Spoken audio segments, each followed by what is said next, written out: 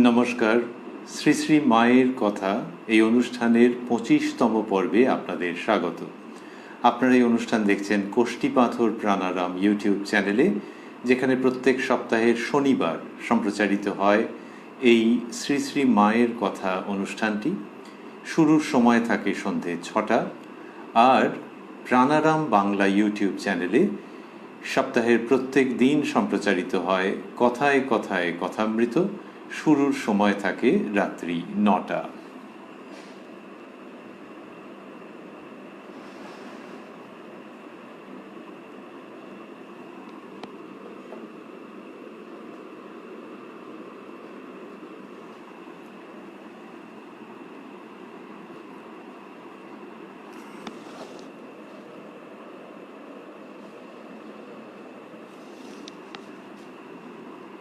শ্রী শ্রী মায়ের কথা অনুষ্ঠানে আমরা আজকে প্রবেশ করব নতুন একটি দিনে।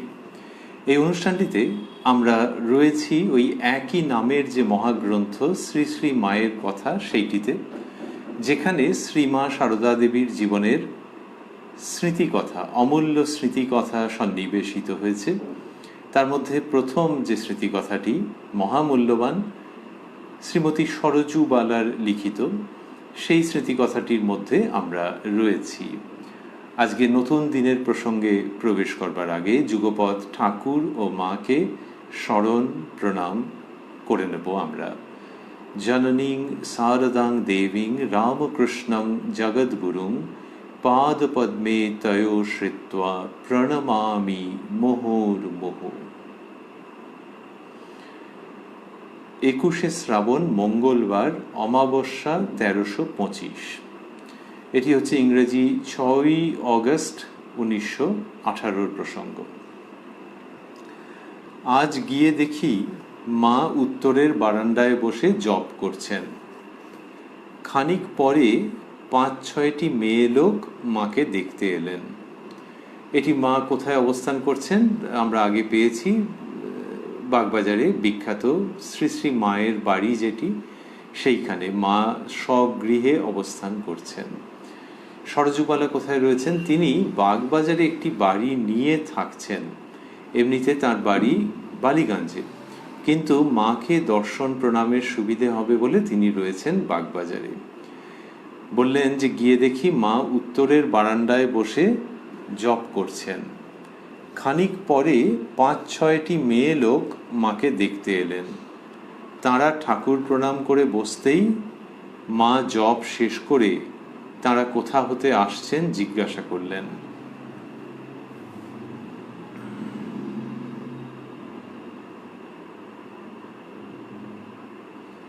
নলিনী তাদের পরিচয় দিলেন। নলিনী দিদি মানে মায়ের ভাইঝি।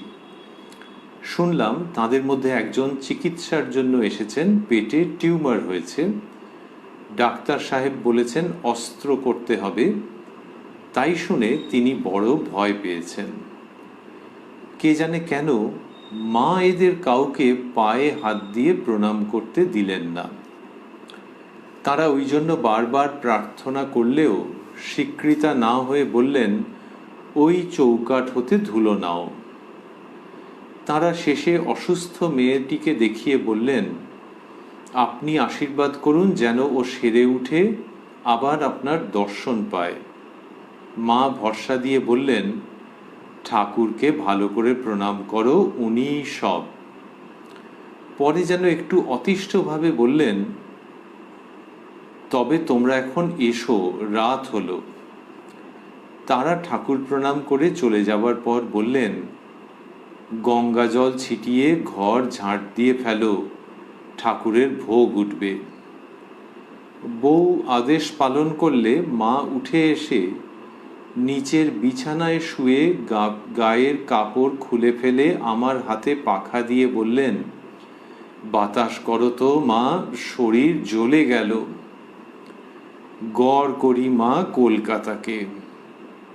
গড় মানে প্রণাম। সরজুবালা বন্ধনীর মধ্যে দিয়েছেন, বন্ধনীর মধ্যে লেখা আছে গড়ের পর প্রণাম। তো এই যে মা এসে এরকম একটা অতিষ্ঠ অবস্থায় রয়েছিলেন, সেটা বোঝা যাচ্ছে তিনি আসার পর। সেটি কীরকম হচ্ছে যে তারা ঠাকুর প্রণাম করে চলে যাবার পর মা বলছেন যে গঙ্গা জল ছিটিয়ে ঘর ঝাঁট দিয়ে ফেলো, ঠাকুরের ভোগ উঠবে। এটি হলো। আর তারপরে মা উঠে এসে নিচের বিছানায় শুয়ে এরকম বলছেন সরজুবালার হাতে পাকা দিয়ে, বাতাস করো তো মা, বাতাস করো তো মা, শরীর জ্বলে গেল।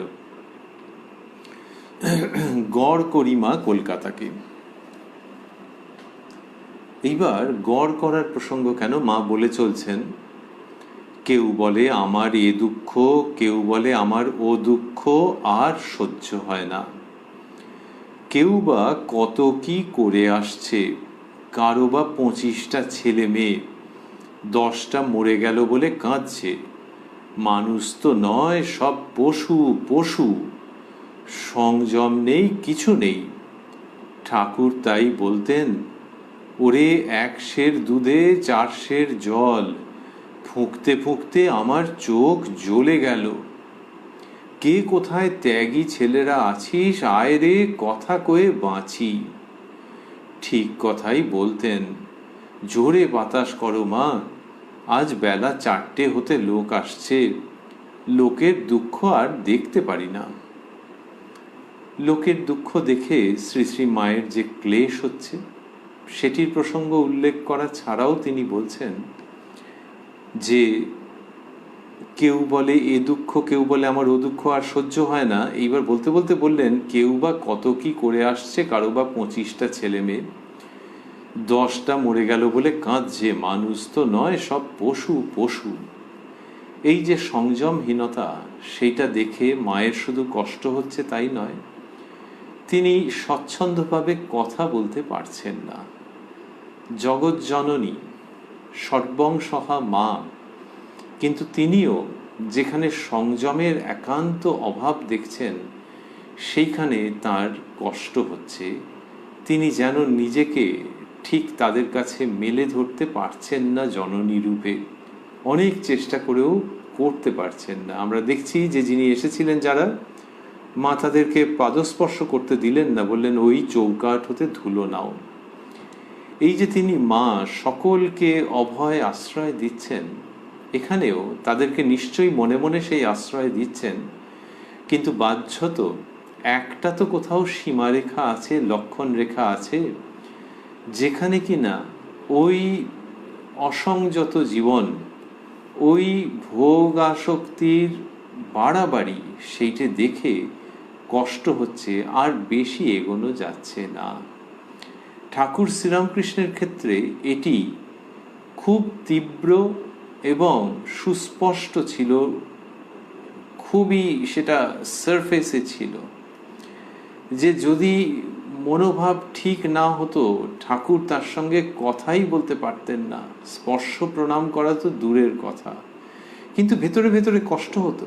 তাকে যে তিনি মন থেকে ত্যাগ করছেন তা নয়, ভেতরে ভেতরে কষ্ট হচ্ছে, কিন্তু বাইরের দিক থেকে আর বেশি এগোতে পারছেন না।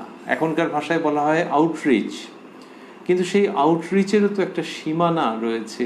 সেখানে শ্রীরামকৃষ্ণ খুব একটা লক্ষণ রেখা যেন টেনে দিতেন, এবং সেটা খুব সারফেস লেভেলেই ছিল। একটু ভাবের এদিক ওদিক হলে ঠাকুর আর তার সঙ্গে কথা বলতে পারছেন না, তার দিকে চাইতে পারছেন না, স্পর্শ করা দূরের কথা।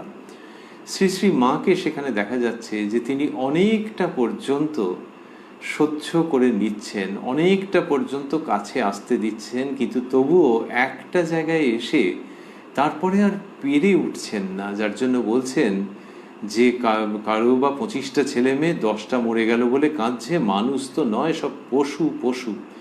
এই যে এরা এসেছেন, মা দেখতে পাচ্ছেন যে যদিও একটি মেয়ে অসুস্থ, প্রণাম করিয়ে নিয়ে যাবে, কিন্তু উদ্দেশ্যটা কি?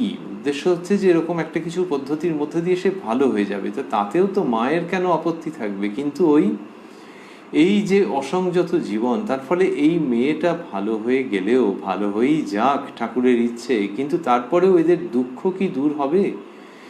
দুঃখ তো ওই আসক্তি থেকে, ওই অসংযত জীবন যাপন থেকে যে অগ্নি উৎপন্ন হয়, ভোগের যে আগুন উৎপন্ন হয়, যে অগ্নি, সেটি তো মানুষকে তিলে তিলে দগ্ধ করে মারে। সেইখানে মায়ের কষ্ট হচ্ছে। এরা ত্যাগের মূর্তিমান বিগ্রহ, মূর্তিমতী বিগ্রহ। শ্রীরামকৃষ্ণ সম্পর্কে বলা হয়েছে ত্যাগীশ্বর। স্বামী বিবেকানন্দ লিখেছেন, ত্যাগীশ্বর হে নরবর দেহ পদে অনুরাগ। আর শ্রী শ্রী মায়ের যে ত্যাগের জীবন, সেটিকে আর আলাদা করে না ভাবলেও বোঝা যায় যে মা যখন ঠাকুরের সম্পর্কে বলছেন যে বাবা এই যুগে তার ত্যাগই হলো আসল, অমন স্বাভাবিক ত্যাগ কি আর কেউ কখনো দেখেছে, তখন বোঝা যাচ্ছে যে মাও সেই ত্যাগেরই গুণগান গাইছেন। শ্রীরামকৃষ্ণের ত্যাগের প্রতি ভক্তবৃন্দের বিশেষভাবে দৃষ্টি আকর্ষণ করছেন। তাই এই দৈব দম্পতি ত্যাগের আবহে গড়া, ত্যাগের উপাদানে তাদের জীবন চরিত্র নির্মিত। সেইখানে শ্রী শ্রী মা এই যে নিতে পারছেন না, একান্ত চেষ্টা করেও যেন নিতে পারছেন না, সেটি আমাদের কাছে শুধু যে শ্রী শ্রী মায়ের চরিত্র সম্পর্কে একটা ধারণা নিয়ে আসছে তাই নয়, মানুষের কাছে এই বার্তা উপস্থাপন করছে যে রামকৃষ্ণ সারদা রূপে যে মহান আবির্ভাব, সেই আবির্ভাব যা চায়, সেই আবির্ভাবের মধ্য থেকে যে সুবাস উত্থিত হয়, সেই আবির্ভাব যেভাবে মানুষকে ঈশ্বরাভিমুখী হয়ে উঠতে দেখতে চায়, সেটি কি? সেই ভাবটি হচ্ছে ত্যাগের ভাব। জগতের অনিত্যতা সম্পর্কে বোধ, আসক্তি এবং ত্যাগ থেকে দূরে চলে আসা, সেগুলির নিবারণ করা এবং সমগ্র মন প্রাণ ঈশ্বরে সমর্পণ করা। ত্যাগ মানে এমনি ত্যাগ নয়, ওই ঈশ্বরীয় সম্পদ পেলেই লোকের এই দিকটি স্বাভাবিকভাবে ত্যক্ত হয়ে যায়। সেই ঈশ্বরে অনুরাগ আর সংসারে বিরাগ, এই দুটো একসঙ্গে হলে তবেই সংসার যন্ত্রণা থেকে নিষ্কৃতি পাওয়া যায়। সেইটাই এদের জীবন দিয়ে দেখা যাচ্ছে। ঠাকুরের ক্ষেত্রে চূড়ান্ত রূপে বাহ্য ব্যাপার সমূহের মধ্যে সেটি প্রকাশিত, আর শ্রী শ্রী মা জননী রূপে গ্রহণ করলেও একটা জায়গায় গিয়ে খুব অসুবিধে হচ্ছে। আমরা স্মরণ করছি যে তিনি বর্জন করছেন না, প্রশ্নই নেই, কিন্তু অসুবিধে হচ্ছে। ওই যেখানে বললেন যে ঠাকুরের কাছে প্রার্থনা করতে বলেছেন, আর বললেন যে বলছেন যে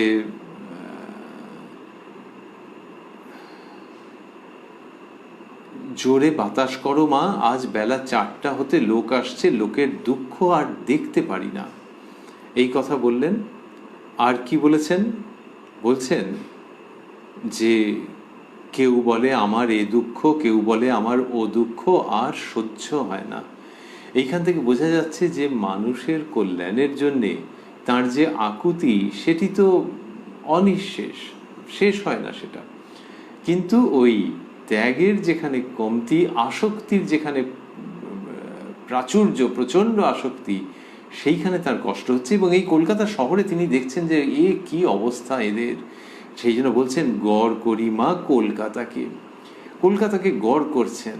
যে লোকে বলে নমস্কার বাবা, যা শুনলাম যা দেখলাম, গড় করি মা কলকাতাকে শ্রী শ্রী মা বলছেন, নমস্কার করি মা, এরকম ভাবে বলছেন, খুব ব্যতিব্যস্ত হয়ে, বিব্রত হয়ে, যেন অতিষ্ঠ হয়ে।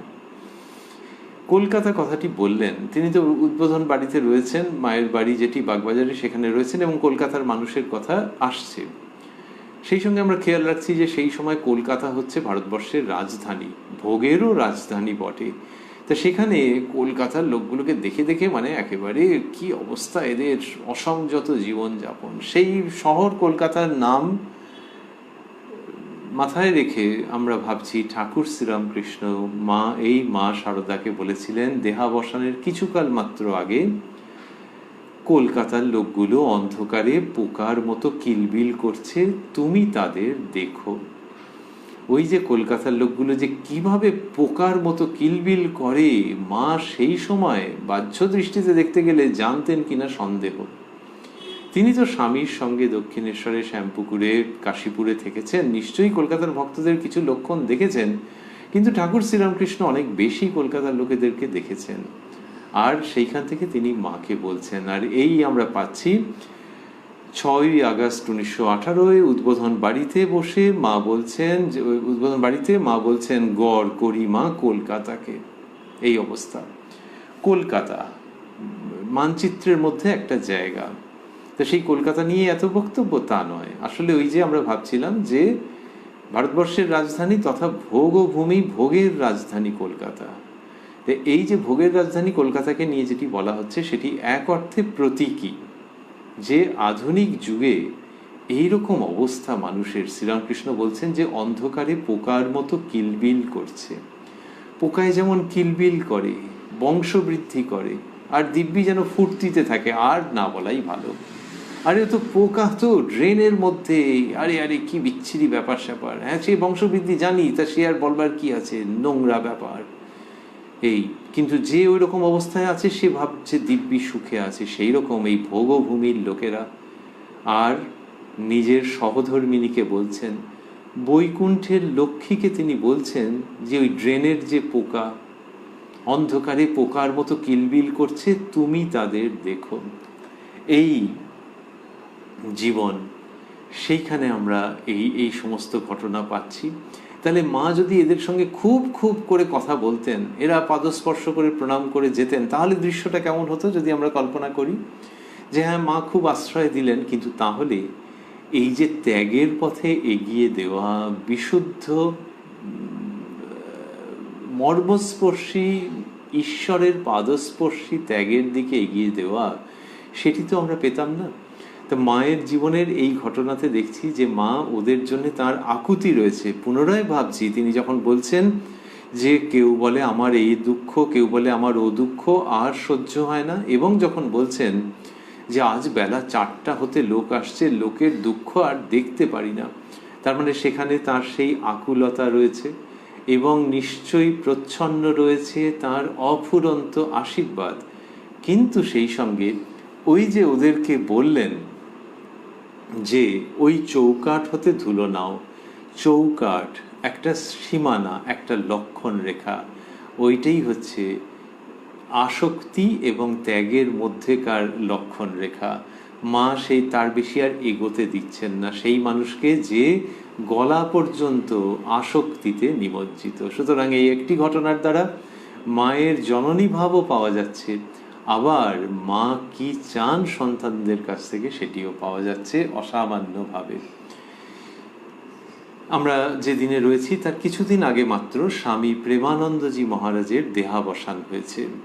স্বামী প্রেমানন্দজির দেহাবসান হয়েছে মায়ের ঠাকুরের বাবুরাম, এবং সেই নিয়ে মা কত দুঃখ করেছেন, আক্ষেপ করেছেন, বলেছেন আমার মঠের শক্তি, ভক্তি, যুক্তি সব বাবুরাম রূপে গঙ্গা তীর আলো করে বেড়াতো, এরকম ভাবে বলেছেন। আর এবারে বাবুরাম আমার নেই, কে পুজো করবে? মায়ের হৃদয়ের মধ্যে যেন বাবুরাম মহারাজের স্থূল দেহাবসান, অকাল প্রয়াণ ঘন ঘন শোকের ঢেউ রূপে আছড়ে আছড়ে পড়েছে। সেই রকম একটা সময়ের মধ্যে রয়েছি। মা বলছেন, সরজুবালা লিখছেন যে মা বলছেন, আহা, আজ বলরামের পরিবারও এসেছিল, বাবুরামের জন্য কত কাঁদলে, বললে এ কি আমার যে সে ভাই, তাই তো মা দেবতা ভাই। শ্রীযুক্ত বলরাম বসু মহাশয়ের সহধর্মিণী শ্রীমতী কৃষ্ণ ভাবিনী দেবী, তিনি শ্রীযুক্ত বাবুরামের বড় দিদি। তো সেই তিনি এসেছেন। আর কৃষ্ণ ভাবিনী শ্রীরামকৃষ্ণের এবং মায়ের স্নেহধন্যা বললে পোশাকই একটু শোনায়। এরা মায়ের কাছে যা পেয়েছেন সেটা জীবনের অক্ষয় সম্পদ। তো সেই মায়ের কাছে এসে শোক বোধহয় আর সামলে রাখতে পারেননি। মা বলছেন, আহা, আজ বলরামের পরিবারও এসেছিল, বাবুরামের জন্য কত কাঁদলে, বললে এ কি আমার যে সে ভাই।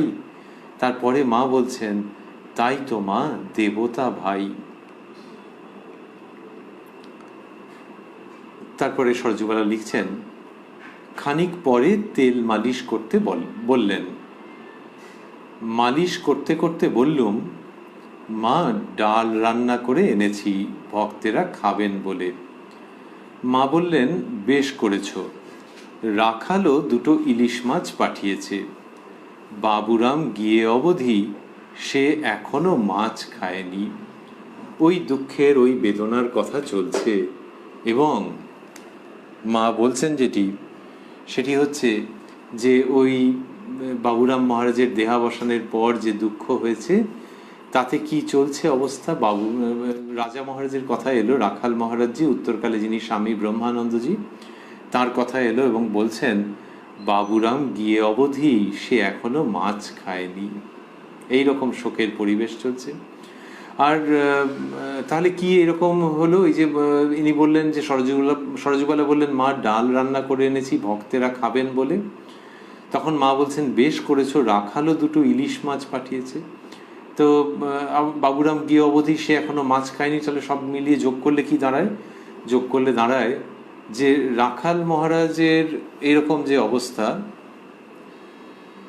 সেটি যেমন চলছে। আমরা ফিরবো এক্ষুনি এই প্রসঙ্গে।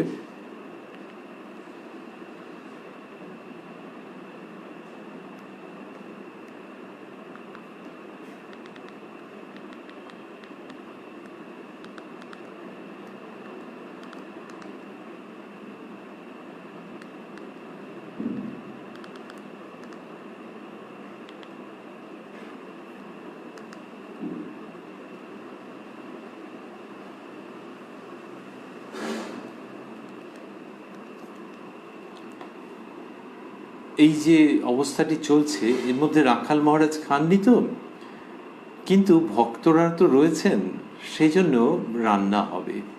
ওই যে সরজুবালা বলছেন যে, মা, ডাল রান্না করে এনেছি, ভক্তেরা খাবেন বলে।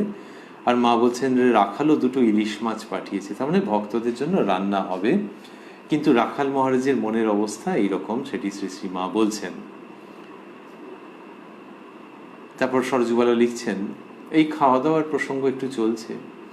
এর পূর্বে একদিন রাধুর বর মাংস খেতে চেয়েছিল। রাধুদির স্বামী তখন ওখানে রয়েছেন।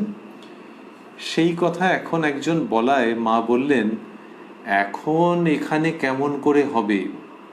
এই বাবুরামটি আমার চলে গেছে, সবারই মন খারাপ। এ ঠাকুরের সংসার, তাই কাজকর্ম সব হচ্ছে। তা না হলে কান্নার রোলে বাড়ি ভরে যেত, কেউ কি উঠতে পারত? তবে খেতে চেয়েছে, দিতেই হবে। এরকম ভাবে মা বলছেন। ওই রাধুদির জন্যে, তার স্বামীর জন্যে মায়ের ভাবনা রয়েছে, ভালোবাসা রয়েছে। কিন্তু মাংস খেতে চেয়েছিল, এই কথাটি একজন বলাতে মা বলছেন, এখন এখানে কেমন করে হবে? তাহলে শ্রী শ্রী মাকে কতগুলো দিক সামলে নিয়ে চলতে হচ্ছে। সেই মানুষটি ওরকম চেয়েছিলেন কিছুদিন আগে, এখন মা তার দিকটাও দেখছেন, তাকেও এরকমভাবে তিনি বলতে পারবেন না যে না, এখন এটা হবে না। কিন্তু বাবুরাম মহারাজ চলে যাওয়ার জন্য যে শোক, সেটা মা সামলান কি করে? তো বললেন যে এ ঠাকুরের সংসার, তাই কাজকর্ম সব হচ্ছে। তা না হলে কান্নার রোলে বাড়ি ভরে যেত, কেউ কি উঠতে পারত? কতদূর ভেতরে সহ্য শক্তি থাকলে এই সব চেপে রাখা যায় এবং অন্যদের স্বাভাবিক জীবনযাপনে উদ্বুদ্ধ করে রাখা যায় সামান্যটুকুনি হলেও। সেটা অসীম শক্তির প্রকাশ, যে অন্যেরা যাতে একটু একটুও স্বাভাবিক জীবনযাপনে থাকে, সেটা মা সেইভাবে করে তাদের পরিচালিত করছেন। কিন্তু নিজে একেবারে শোকের মধ্যে রয়েছেন, আর সেই সময় বলছেন এটা কি করে হবে? কিন্তু রাধুদির স্বামী ওরকম বলেছেন তো। মা বলছেন, তবে খেতে চেয়েছে, দিতেই হবে। দিতেই হবে মানে মায়ের প্রাণ কাঁদছে। এই মা, রাধুদির স্বামীর জন্যেও তার ভাবনা আছে, আর বাবুরাম মহারাজের জন্য যা আছে তা তো আর নতুন করে বলার অপেক্ষা রাখে না। তা এরা যদি রান্না করে আনে তবে হতে পারে। এই বলে সরজুবালা লিখছেন, এই বলে আমার পানে চাইতেই বললুম, জামাই যদি আমাদের হাতে খান তবে অবশ্যই আনতে পারবো। এরা ব্রাহ্মণ মানুষ নন, সরজুবালা সেনগুপ্ত। তার বোনের নাম সুমতিবালা এবং সুমতিবালার স্বামীর নাম শোকহরণ আমরা পেয়েছি। তো এখানে সরজুবালা বলছেন জামাই, তখনকার দিনে তো এগুলো খুবই ছিল, সরজুবালা সেটা স্মরণ করে বলছেন জামাই যদি আমাদের হাতে খান তবে অবশ্যই আনতে পারবো। মা বললেন তা খাবে না কেন, খুব খাবে, রান্না করে বামুন ঠাকুরকে দিয়ে একটু পাঠিয়ে দিও। ছেলেদের কারু কারু অরুচি হয়েছে, জগদম্বার প্রসাদ হলে তারাও একটু একটু খাবে, তা কত হলে হবে যোগিন? তো ওই যে ছেলেদের অরুচি হয়েছে যারা রয়েছেন মায়ের বাড়িতে, সকলকে নিয়েই বলছেন যে জগদম্বার প্রসাদ হলে তারাও একটু একটু খাবে। ঠিক বাড়ির জননী, ঘরের মাটি যেমন হন সেই রকম সব দিকে চিন্তা রয়েছে, ভেতরে অনেক কান্না জমে রয়েছে।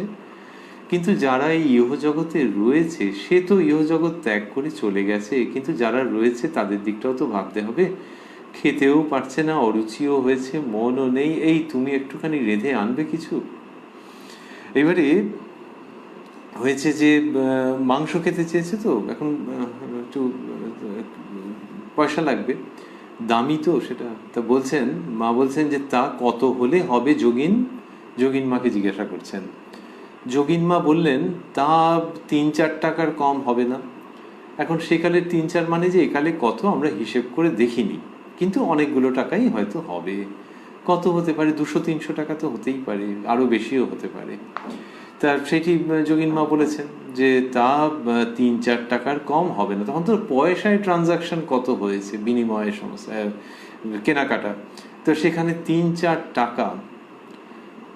মা বললেন তবে কিছু টাকা নিয়ে যেও। আমি, তা হবে না মা, শোকহরণ রাগ করবে। মানে বোনের স্বামীর কথা বলছেন, ভগ্নিপতির কথা বলছেন। মা হাসতে লাগলেন, বললেন তবে থাক। পরের রবিবার কালীঘাট হতে মহাপ্রসাদ আনিয়ে রেঁধে পাঠানো হলো। এটি সরজুবালা লিখছেন। এই যে মা বললেন যে জগদম্বার প্রসাদ হলে তারাও একটু একটু খাবে, তা কত হলে হবে যোগিন? এইটি কেন বললেন? এই যে বেশি টাকা লাগবে মা জানেন, এবং সরজুবালার কখনো সেটা নেবেন নাকি তাও জানা আছে, তাও জিজ্ঞাসা করছেন কেন?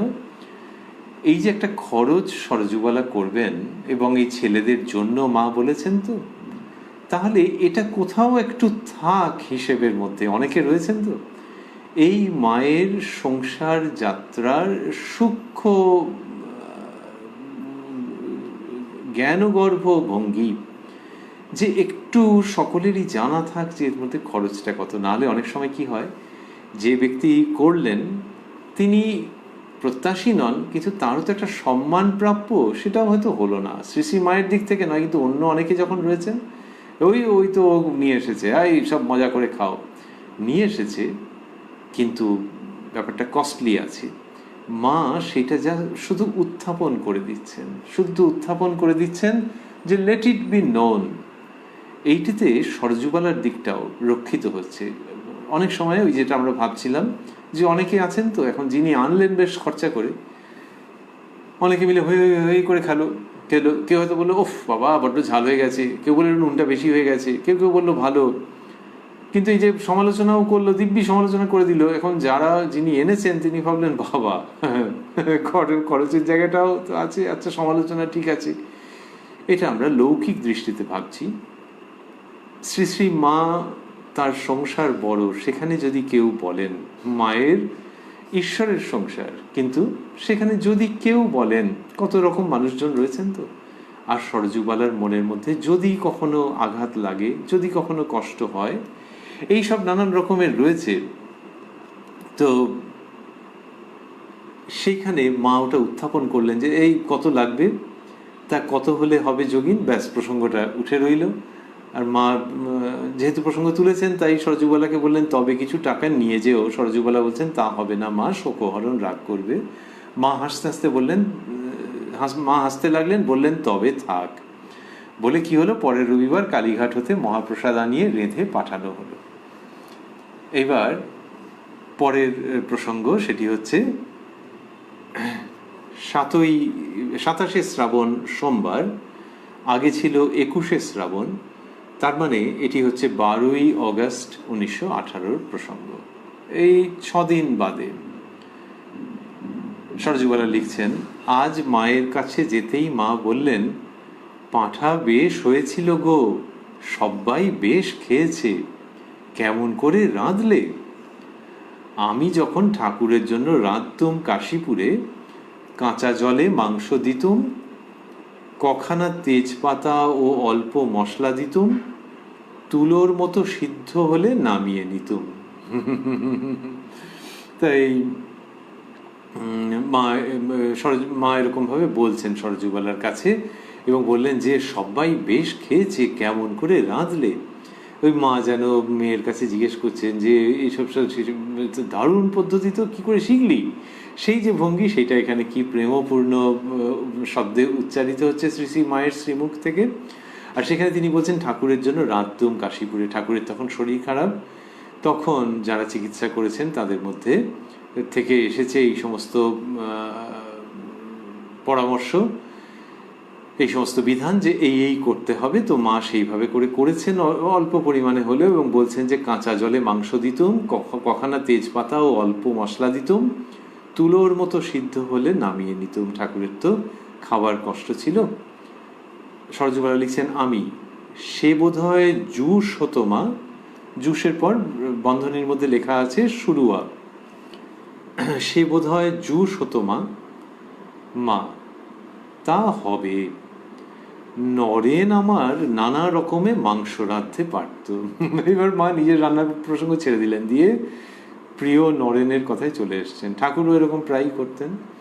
নরেন আমার নানা রকমের মাংস রাঁধতে পারত, চিড়ে চিড়ে ভাজতো, আলু চটকে কী সব রাঁধতো, তাকে কি বলে? আমি বোধহয় চপ কাটলেট হবে। মা জিজ্ঞাসা করলেন তুমি সেসব রাঁধতে পারো? আমি পারি, কাল জামাইয়ের জন্য করে আনবো। এরকম তিনি বলছেন যে চপ কাটলেট তিনি করে আনবেন শ্রীযুক্ত শোকহরণের জন্য। তা হঠাৎ শোকহরণের কথা বললেন কেন? ওই যে তিনি খেতে চেয়েছেন, তো অন্যেরা এই অবস্থার মধ্যে এইসব জিনিস খাবেন না হয়তো। তাহলে রাধুদির স্বামী তিনি এগুলো সব খেতে চাইছেন? ওই একজন বলেছেন যে তিনি একবার বলেছিলেন, এখন একটা শোক সবাইকে কি সমানভাবে স্পর্শ করবে? এটা তো গল্প কথা মনে হবে। তো সেখানে তিনি তার মতো বলেছেন, কিন্তু মা সেইটা খেয়াল রেখেছেন। তো এখানে সরজুবালা বলছেন কাল জামাইয়ের জন্য করে আনবো।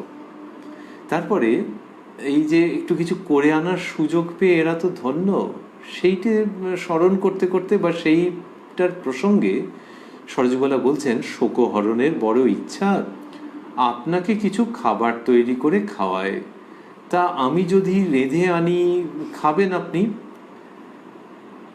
তো এরকমভাবে বলছেন যে আমি যদি রেঁধে আনি, একেবারে মায়ের কাছে জোর নিবেদন। তা সেই নিবেদনটা কি? যে শোকহরণের ইচ্ছা আপনাকে কিছু খাবার তৈরি করে খাওয়ায়, তা আমি যদি রেঁধে আনি খাবেন আপনি? মেয়ে বলছে আমি যদি রেঁধে আনি, মানে ওই জাতপাতের ব্যাপার বলছে। আরে আরে আরে মা, তা খাবো না কেন মা? তুমি হলে আমার মেয়ে, তবে বেশি করো না, অল্প স্বল্প, দেহ সুস্থ নয় কিনা, আর এই রাস্তাটা দিয়ে আনতে হবে।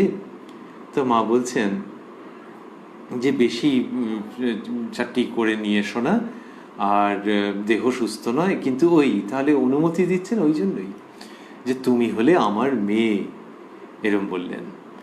আমি আচ্ছা তাই হবে, এই বলে সেদিন বিদায় নিলুম।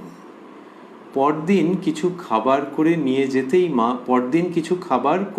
যেতেই মা বলেছেন, এই দেখো গো, আবার কত কষ্ট করে এসব নিয়ে এসেছে, এরকম বললেন। মায়ের ভাইজি নলিনী দিদি খুব একেবারে তীক্ষ্ণভাবে কথা বলতেন এক এক সময়। এখানে সরজুবালা লিখছেন, নলিনী দিদি বললেন তুমি চাও কেন, তাই তো নিয়ে আসে। কি মহা মুশকিলের কথা। মাকে ওইভাবে বলেছেন, আর তার উত্তরে এইটা আমাদেরও খুব দুঃখ হচ্ছে। কিন্তু পরে দেখবো যে দুঃখের কারণ থাকবে না, নলিনী দিদি এমন কিছু একটা বলবেন। তো এখানে দেখছি যে তিনি বলছেন ওইরকমভাবে মাকে ওরকমভাবে দুম করে অভিযোগ করলেন। মা বললেন, তা ওদের কাছে চাইবো না, আমার মেয়ে। আর এটা কি কম সৌভাগ্যের কথা? কি বলো মা? এটা একটা ব্যতিক্রমী কথা মা হঠাৎ বলছেন সরজুবালাকে। সরজুবালা লিখছেন, আমি, সে তো ঠিক কথা, মা যে কৃপা করে আনতে বলেন তাতেই আমরা ধন্য হয়ে যাই। তো এই নলিনী দিদির ওরকম তীক্ষ্ণ মন্তব্য, তারপরে মা বলছেন যে তা ওদের কাছে চাইবো না, আমার মেয়ে। আর তারপরে ওরাও যে দিয়ে বা দিতে পেরে খুশি হয়, মা সেটা উল্লেখ করছেন। আর এটা কি কম সৌভাগ্যের কথা? কি বলো মা? এই যে কম সৌভাগ্যের কথা, এটি মা যে বলছেন, মা বলতেই পারতেন যে ওরাও তো দিয়ে খুশি হয়, কি বলো মা? সরজুবালা বলতেন, নিশ্চয়ই তার উত্তর দিতেন, সদর্থক উত্তর দিতেন। কিন্তু মা বললেন, আর এটা কি কম সৌভাগ্যের কথা? কি বলো মা? এবার এই যে সৌভাগ্যের কথা সরজুবালার সঙ্গে সঙ্গে বলেছেন, সে তো ঠিক কথা, মা যে কৃপা করে আনতে বলেন তাতেই আমরা ধন্য হয়ে যাই। এর পাশাপাশি নলিনী দিদির কাছেও মা এই কথাটি রাখছেন খুব সূক্ষ্মভাবে, যেটা সৌভাগ্যের কথা, শুধু আনন্দের কথা নয়, সৌভাগ্য। কেন সৌভাগ্য? এটা তো আর মা বলবেন না, কিন্তু প্রচ্ছন্ন থাকছে যে জগৎ জননীর কাছে কিছু নিয়ে আসতে পারা, দেবতাকে পুজো দিতে পারা, লোকে বলে যে সৌভাগ্যের কথা। অনেক সৌভাগ্য থাকলে তবে ওটা দিতে পারা যায়। কে কত টাকার কি জিনিস দেবে, সে টাকা দিয়ে কি আছে। কিন্তু যদি কেউ 100 টাকার দেয় আর যদি কেউ 10 টাকার দেয়, উভয়েরই দিতে সমর্থ হওয়াটা নির্ভর করছে। সমর্থ মানে শুধু টাকা থাকলেই হলো না, টাকা থাকলেও সেই টাকা বা সেই রকম কোনো বস্তু যে দিতে পারবে, এটা নির্ভর করছে তিনি নিতে রাজি থাকলে তবেই হবে। তা সেটা সবসময় বলা হচ্ছে যে দেবতা প্রীত হলে তবেই ওটি হয়। এমনিতে দেবতাকে যেটি নিবেদন করা হয় তাকে বলা হচ্ছে, দেবতা বা দেবীকে নিবেদন যেটি করা হচ্ছে তাকে বলা হচ্ছে ভোগ। তিনি গ্রহণ করবেন কি? যদি তিনি প্রসন্ন হয়ে গ্রহণ করেন তবে সেটি প্রসাদে পরিণত হয়, ওই প্রসন্নতা থেকে প্রসাদ। তাই তিনি গ্রহণ করবেন কিনা সেটা একটা জিজ্ঞাসার চিহ্ন। এর মানে এই নয় যে তিনি একবারে ভীষণ রাগি রাগি মুখ করে সর্বদা বসে আছেন, কিন্তু যে কিনা মনের শুদ্ধতা নিয়ে নিবেদন করছে, যার সুকর্ম করা আছে, এইরকম একটা জায়গা যে সেইখানটাতে তিনি খুব প্রসন্ন হয়ে গ্রহণ করেন। এ তো এমনি মানুষের ক্ষেত্রেও সত্য। কাউকে কিছু কেউ এটা এনে দিয়েছে, বোঝাই যাচ্ছে যে ওর একটা উদ্দেশ্য আছে। এখন না বললেও বলবে, আজকে ওঠার আগে বলবে বা দুদিন পরে বলবে। তখন লোকে কি বলবে যে এ লাগবে না, লাগবে না। বলে না, আপনি রাখুন না, আমার বেশি টাকা লাগেনি। বলে না, টাকার জন্য বলছি না, লাগবে না। বুঝলি, আপনি দয়া করে বলো, এই করে হয়তো শেষ পর্যন্ত দিয়ে গেল বা গচিয়ে গেল। আর যদি কারুর ওই রকম কোনো উদ্দেশ্য না থাকে, সে নিয়ে এসেছে একটা ওই পাড়ার দোকান থেকে সামান্য একটু মিষ্টি নিয়ে এসেছে একজন বৃদ্ধার কাছে, তাকে ভালোবাসে বলে তিনি আবার সঙ্গে সঙ্গে নিলেন। হয়তো ওই মিষ্টিটা ঠিক ওইরকম পছন্দ করেন না, রসেরটা পছন্দ করেন না, কি এটা পছন্দ করেন না, কিন্তু তাহলে ওই নিয়ে এসেছে বলে দাও দাও দাও। বলে আপনি এখন একটা খাবেন? হ্যাঁ খাবো, বই কি, অত পছন্দ করেন, তাও খেয়ে নিল। প্রসাদ। দেবী যখন এরমভাবে গ্রহণ করেন, দেবতা যখন গ্রহণ করেন, তখন প্রসাদ হয়। আর তাদের তো আর পছন্দ না করার কিছু নেই, সবই তো তাদের সৃষ্টির মধ্যে। কার দোকানের জিনিস, কার টাকার জিনিস, তাদেরই সৃষ্টির মধ্যে। But it's a big question যে তিনি প্রসন্ন হয়ে গ্রহণ করবেন কিনা। যখন প্রসন্ন হয়ে গ্রহণ করছেন তখনই সেটি প্রসাদে পরিণত হচ্ছে। এইটার সঙ্গে ওই সৌভাগ্য, কৃপা, প্রসন্নতা এই সমস্ত যুক্ত হয়ে আছে। নলিনী দিদির কাছে মা যখন বলছেন যে আর এটা কি কম সৌভাগ্যের কথা, তখন ওটা থাকছে যে এরা যাকে দিচ্ছে, নলিনী তুই যা ভাবিস সেটা ওই রকম নয়, আর একটু কিছু আছে। এখন নলিনী দিদি প্রমুখ, রাধুদি যারা রয়েছেন, লক্ষ্মীদি, এরা যখন মাকে দেখছেন তখন কি তারা মাকে জগৎজননী বলে বুঝে যাবেন? এটা কখনো সম্ভব? যে যতই তারা মায়ের আপনজন হন, তাদের তো গল্প কথার মতো মনে হবে যে সবাই একেবারে দিনে দুপুরে তাকে প্রণাম করছে যে জগৎজননী। ওরমভাবে হয় নাকি? সুতরাং বাস্তবের দিক থেকে তো এটাই তো স্বাভাবিক এবং সঙ্গত এক অর্থে, যে ধরতে পারছে না পুরোটা। ইনি ভাবছেন আমার পিসিমা, এই পর্যন্ত। আর পিসিমা আর ধর্মপ্রাণ আছেন, আর রামকৃষ্ণ পরমহংসদেবের সহধর্মিণী এইরকমভাবে ভাবছেন, ঠাকুরের সঙ্গে বিয়ে হয়েছিল। কিন্তু তিনি যে জগৎ জননী, এই ভাবনাটা তো সবসময় থাকছে না, থাকার কথাও নয়। সমসাময়িক কালে সবাই এরকম থাকবে নাকি, যতই কাছের হন সম্পর্কে। কিন্তু মা সেইটা একটা আভাস রেখে দিতে চাইছেন মঙ্গলের জন্য। এবং এখানে যখন কথা এসছে, যখন উনি ওরকমভাবে বলেছেন যে তুমি চাও কেন, তখন মা বলছেন যে এটা চাই মানে বক্তব্য যেন এইটাই যে এর দেওয়ার কথা, আর আমি সেই জন্য চেয়ে নিয়েছি। বলরাম বসু মহাশয়ের সহধর্মিনীর কথা আগে উঠল।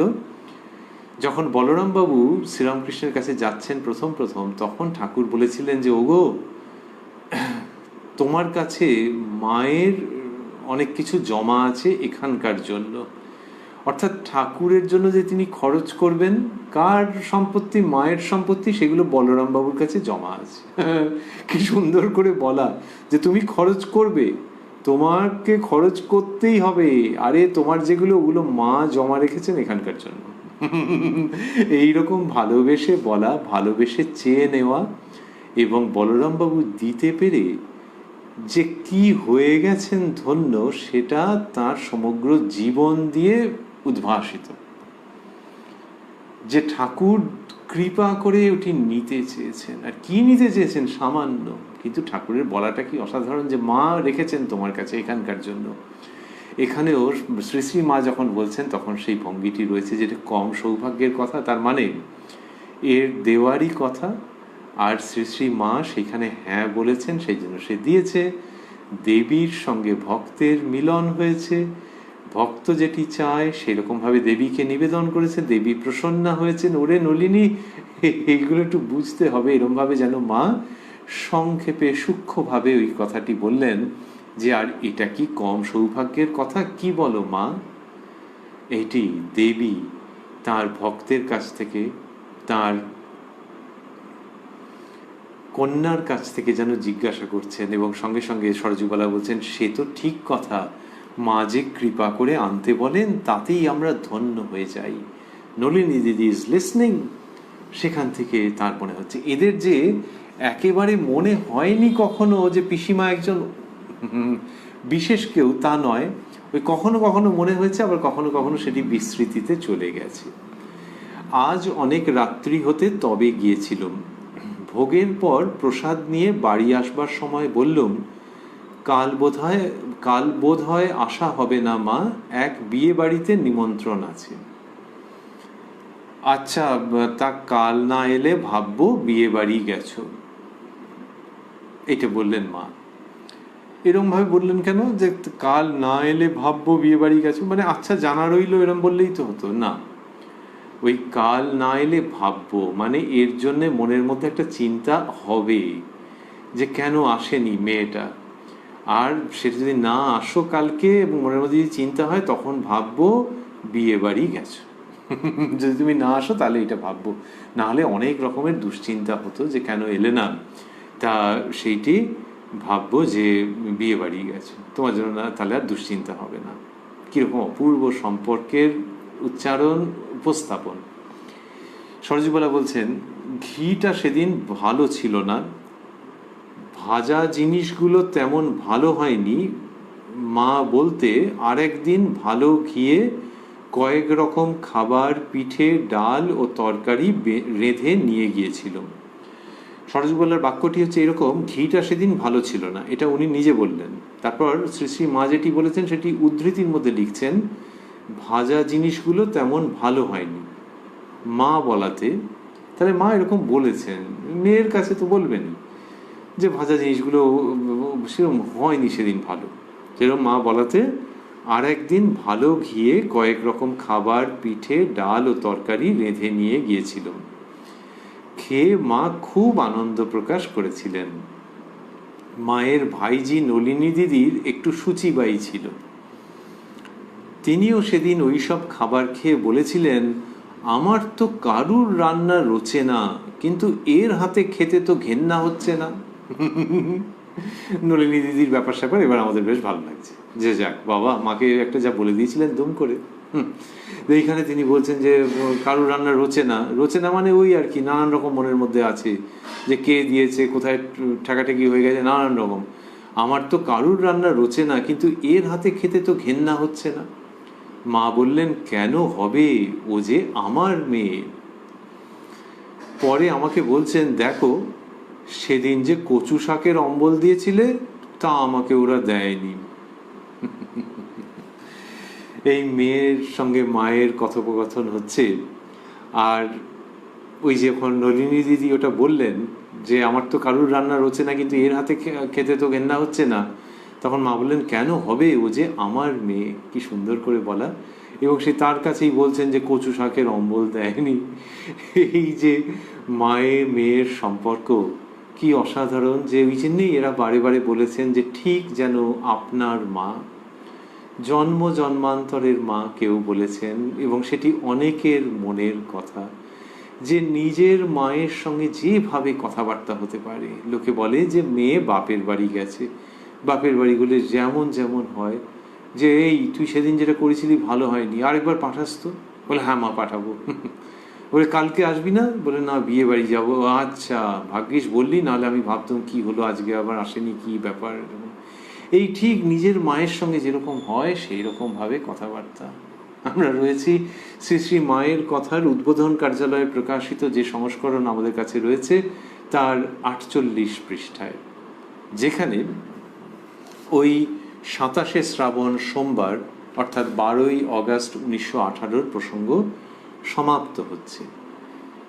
শ্রী শ্রী মায়ের কৃপায় এই অনুষ্ঠানে আবার আমরা মিলিত হব আগামী শনিবার কোষ্ঠীপাথর প্রাণারাম ইউটিউব চ্যানেলে, যেখানে প্রত্যেক সপ্তাহের শনিবারে সম্প্রচারিত হয় এই অনুষ্ঠানটি শ্রী শ্রী মায়ের কথা। শুরুর সময় থাকে সন্ধে 6টা। আর প্রাণারাম বাংলা ইউটিউব চ্যানেলে সপ্তাহের প্রত্যেক দিন সম্প্রচারিত হয় কথায় কথায় কথামৃত। শুরুর সময় থাকে রাত্রি 9টা। আমরা শেষ করতে করতে ভাবছি আজকে যে এই মা মেয়ের অপূর্ব সম্পর্কের কথা আমরা শুনছিলাম, রান্না বান্নার কথা আজকে অনেক ছিল, কেমন স্বাদ সেই সব প্রসঙ্গ ছিল, বাবুরাম মহারাজের দেহত্যাগজনিত সুগভীর দুঃখের কথা ছিল। আর ওই যে শেষের দিকে আমরা মা মেয়ের কথা শুনছিলাম, মা বলছেন যে দেখো এটা দেয়নি খেতে, কচু শাকের অম্বল দেয়নি, এসব বলছিলেন। এবং আমরা স্মরণ করছিলাম যে মা মেয়েতে ঠিক এরকমই হয়, শুধু সেখানে একটা প্রসঙ্গ থাকছে, সেটা হলো যে মা মেয়েতে এরকম হয়, তবে এই মা আবার দীক্ষাও প্রদান করেছেন। এই মা দীক্ষা প্রদান করেছেন সরজুবালাকে, এবং সেই দিন সরজুবালা বলছেন মায়ের একেবারে অন্য রকমের গম্ভীর মূর্তি দেখে মনে হচ্ছিল যেন অন্য আর এক মা। সেইটা যার সম্বন্ধে হয় তিনি আবার বলেন যে সেদিন যে কচু শাকের অম্বল দিয়েছিলে এরা আমাকে দেয়নি। এই দেবী যেখানে জননী রূপে আবির্ভূতা, সেই ঘটনা আমরা দেখছি। শ্রীরামকৃষ্ণ বলেছেন যে নিজের মাকে ইষ্টরূপে চিন্তা করা যায়, ব্রহ্মময়ী স্বরূপা বলে চিন্তা করা যায়।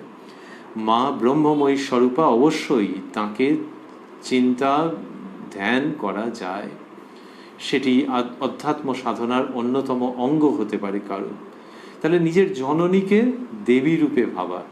আর এইখানে দেখছি দেবী নিজেকে জননী রূপে ভাবাচ্ছেন, এবং মানুষ আনন্দের সঙ্গে সেই মাতৃ স্নেহ স্তন্য সুধা আস্বাদন করছেন। এই যে দেবী জননী রূপে নেমে আসছেন, এইটি একটি অপূর্ব লীলা। এটি একটি অপূর্ব লীলা যে তিনি ওই দেবী ব্রহ্মময়ী স্বরূপা। তাহলে ওখানে শ্রীরামকৃষ্ণ যখন বলছেন ভারতবর্ষের অধ্যাত্ম পরম্পরার অনুসরণে যে মাকে ব্রহ্মময়ী স্বরূপা ভাবতে হবে, ভাবতে পারা যায়, তোমার যদি তেমন ভাবতে ইচ্ছে করে ভেবো। বাক্য কিভাবে শুরু হচ্ছে? মাকে ব্রহ্মময়ী স্বরূপা। আর এখানে ব্রহ্মময়ী স্বরূপা বলছেন যে আমাকে মা বলে চেনো। ঠাকুর বলতেন অনুলোম বিলোম, মাকে ব্রহ্মময়ী স্বরূপা যেন অনুলোম। আর দেবী সারদা যখন বলছেন যে যে কচু শাকের অম্বল দিয়েছিল আমাকে দেয়নি, এটি হচ্ছে বিলোম। সেই জগৎ থেকে এই জগতে নেমে আসা এই অপূর্ব ভাব রামকৃষ্ণ সারদার জীবনের মধ্যে এই অনুলোম বিলোম, সেটি আমরা দর্শন করতে পারছি, শ্রবণ করতে পারছি। আর ভাবছি যে এইভাবে যে তিনি নেমে আসছেন, উদ্দেশ্যটা কি? উদ্দেশ্য কথাটা অনেকভাবে ব্যবহৃত হয়, এখানে হচ্ছে মহত্তম শুদ্ধতম উদ্দেশ্য। সেটি হচ্ছে যে মা বলে চিনুক, ভরসা পাক, আস্থা পাক, নির্ভরতার বোধ আসুক, আর তখনই তো মায়ের কথাগুলো শুনবে। মা যে ভগবত প্রসঙ্গ করেছেন, মা যে ঈশ্বরীয় কথা বলেছেন, মা যে আসক্তি শূন্য ধর্ম জীবনের কথা কতভাবে বলেছেন, সেইগুলো খুব শুনতে ইচ্ছে করবে। এই হচ্ছে শ্রী শ্রী মায়ের ভাবটি, কোলে শুইয়ে স্তন্যদান। সেই রকম এই মাতৃভাবের স্নেহক্রোড়ে স্থান দিয়ে ধর্মসুধা দান করছেন জননী শারদামণি। ওং জননীং শারদাং দেবীং রামকৃষ্ণং জগদ্গুরুং পাদপদ্মে তয়োশ্রিত্বা প্রণমামি মুহুর্মুহুঃ।